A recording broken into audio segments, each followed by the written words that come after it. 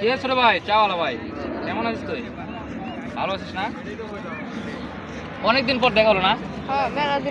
কতদিন পর দেখা হলো তোমার সাথে আমার? সর্বনিম্ন 4 মাস হইব। 4 মাস আগে আমাদেরকে চা খাওয়াইতো না?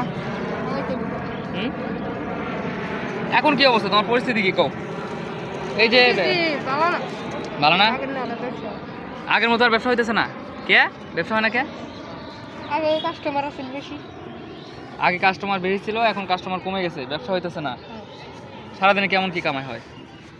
সারাদিনে আগে ব্যস্ত 1000, এখন 500 হয় না। 500 হয় না? না। বলছিলে তুমি যে ডিপিএস করো নাকি বাবার কাছে টাকা দাও, এটা কি মানে বাবার কাছে টাকা দাও নাকি ডিপিএস করো? তোমার এই টাকাগুলো করো কি? বাবার কাছে কি আছে? বাবার কাছে দিয়ে দাও।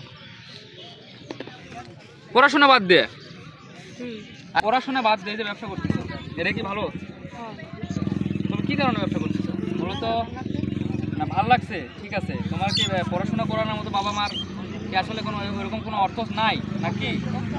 অর্থ আছে, তারপরে তুমি ব্যবসায় ভালো মানে ব্যবসায়ী হতে চাও বড় একটা, মানে ভবিষ্যৎ পরিকল্পনা তুমি সফলতা ব্যবসায়ী হবে, এই তো।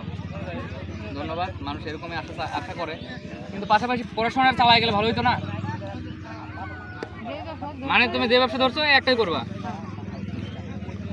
মানে তোমার পড়াশোনা একবার পিছনে ফালাই দিছো দিয়ে এখন চায়ের ব্যবসায় চলতেছে। ঠিক আছে, ভালো থাকো, তোমার জন্য দোয়া করি। তুমি একদিন এভাবে চলতে থাকলে তুমি একদিন সফল ব্যবসায়ী হয়ে যাবে।